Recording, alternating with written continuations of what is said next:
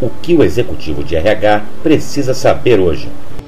Bom, o executivo, não na minha empresa só, mas na verdade o executivo de recursos humanos, para ele poder efetivamente ser importante para a empresa, ele tem que, antes de mais nada, conhecer profundamente o negócio de onde ele trabalha.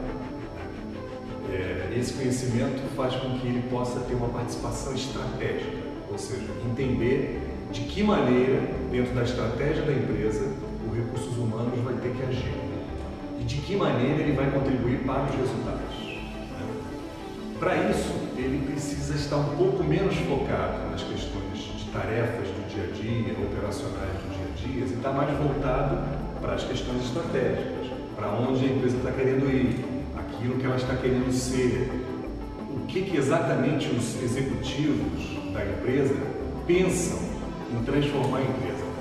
Porque RH, antes de mais nada, é uma área que trabalha a mudança das organizações. Quer dizer, a RH ela facilita que aquilo que precisa ser transformado possa ser transformado. Até porque normalmente as empresas querem resultados sempre mais, sempre maiores, sempre melhores.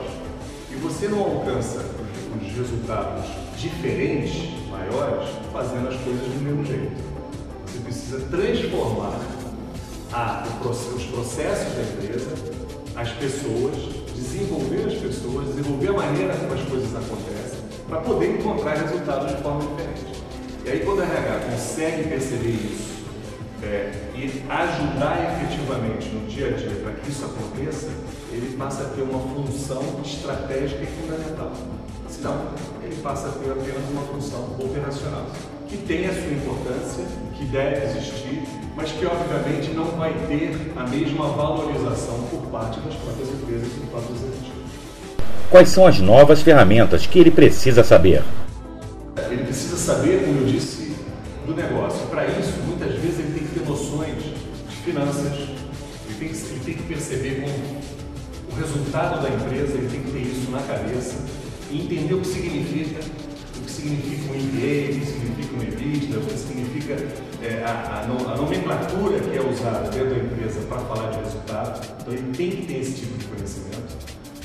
Ele tem que conhecer, dependendo do negócio da empresa, o mercado dessa empresa, como funciona, quem são os maiores players desse mercado, o que eles estão fazendo para atrair pessoas, porque todos querem a mesma coisa, todos querem atrair pessoas, desenvolver pessoas e manter pessoas, todos querem. Então, para você poder fazer diferente, você tem que conhecer o que os outros estão fazendo. Então, ele tem que conhecer profundamente o mercado.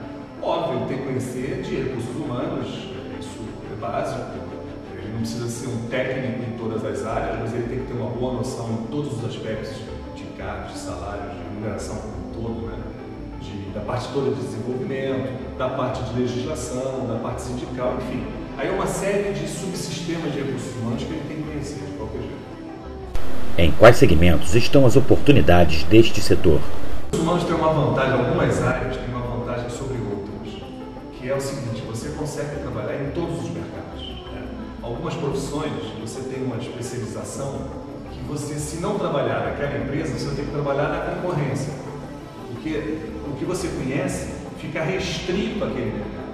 RH, como finanças, como TI, tem algumas áreas que têm uma facilidade de que ele pode trabalhar em qualquer mercado. Por exemplo, eu trabalhei muitos anos no mercado financeiro, muitos anos em telecom, trabalhei em saúde, trabalhei em engenharia e hoje trabalho no mercado imobiliário. Então o RH ele tem essa facilidade de propiciar oportunidades em vários lugares. É claro que uma característica desse tipo de área é que elas normalmente têm uma maior oportunidade aonde tem a matriz das empresas. Por quê? Porque como o RH é estratégico, ele tem mais a ver com a cabeça, isso normalmente está mais na matriz.